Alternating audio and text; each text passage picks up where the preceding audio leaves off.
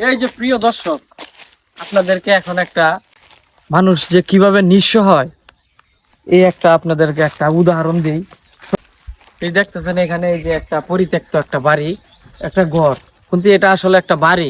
এখন এই মুহূর্তে এই বাড়িটা পরিত্যক্ত আছে, সাথে এই যে পুকুর আছে, পুকুরটা আসলে এই বাড়ির, এই বাড়ি নিয়ে এই পুকুরটা, এই বাড়িটা যার, এই পুকুরটাও তার। এই বাড়িটা সে আসলে নিঃস্ব হয়ে গেছে। কিভাবে নিঃস্বটা হয়েছে?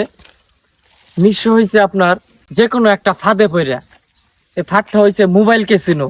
মোবাইল ক্যাসিনো যে অনলাইন যে জুয়াগুলাই যে মানুষ যে কিভাবে ঝুঁকছে, শুধু শহর আর গ্রাম না, সব জায়গায় এই ক্যাসিনো জুয়ায় এই কি পরিমাণ যে মানে মানুষ করছে, এই ক্যাসিনো জুয়ায় যে আসক্ত হয়েছে, আসক্ত হইয়া এখন মানে কি করব, মানুষের কাছ থেকে ঋণ পাতি কইরা নিঃস্ব হয়ে গেছে গা। নিঃস্ব হয়ে আজকে এখন সে বাড়ি হারা। ঠিক আছে, সেই বাড়িটা এখন পরিত্যক্ত অবস্থায়, নিঃস্ব হয়ে এই বাড়ি ছাড়া, এই গ্রাম ছাড়া, দেশ ছাড়া এখন হয়তোবা শহরে কোনো জায়গায় হয়তোবা কিছু চাকরি বাকরি করতেছে। তো এটাই আমি আপনাদেরকে বুঝাইতে চাই, আপনারা কখনো জুয়া ক্যাসিনো আসক্ত হবেন না।